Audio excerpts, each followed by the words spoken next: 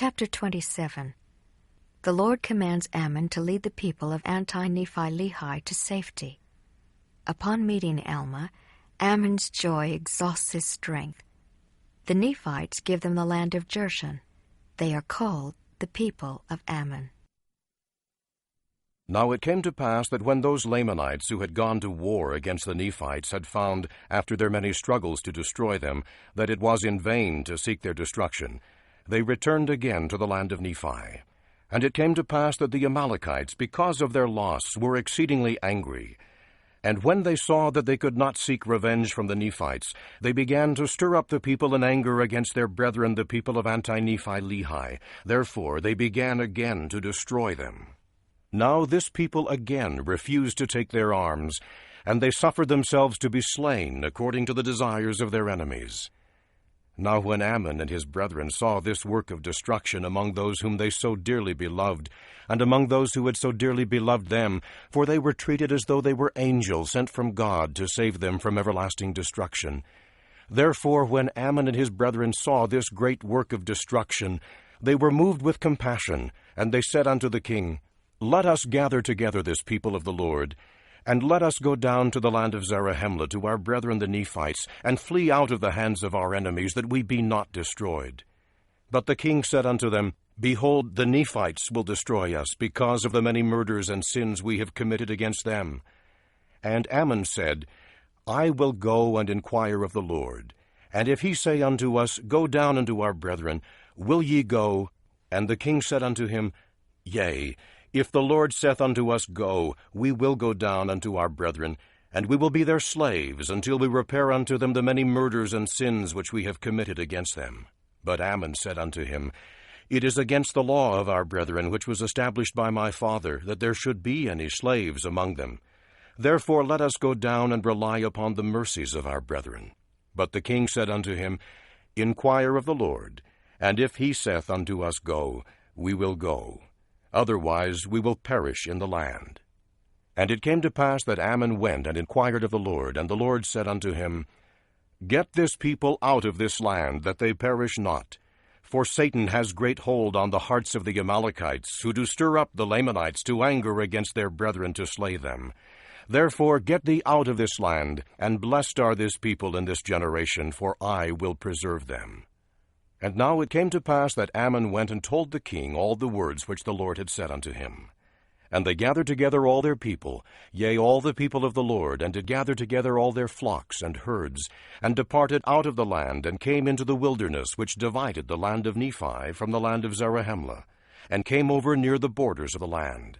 And it came to pass that Ammon said unto them, Behold, I and my brethren will go forth into the land of Zarahemla, and ye shall remain here until we return, and we will try the hearts of our brethren, whether they will that ye shall come into their land. And it came to pass that as Ammon was going forth into the land, that he and his brethren met Alma over in the place of which has been spoken, and behold, this was a joyful meeting. Now the joy of Ammon was so great even that he was full, yea, he was swallowed up in the joy of his God, even to the exhausting of his strength, and he fell again to the earth. Now was not this exceeding joy? Behold, this is joy which none receiveth, save it be the truly penitent and humble seeker of happiness. Now the joy of Alma in meeting his brethren was truly great, and also the joy of Aaron, of Omner, and Himni. But behold, their joy was not that to exceed their strength. And now it came to pass that Alma conducted his brethren back to the land of Zarahemla, even to his own house. And they went and told the chief judge all the things that had happened unto them in the land of Nephi among their brethren the Lamanites.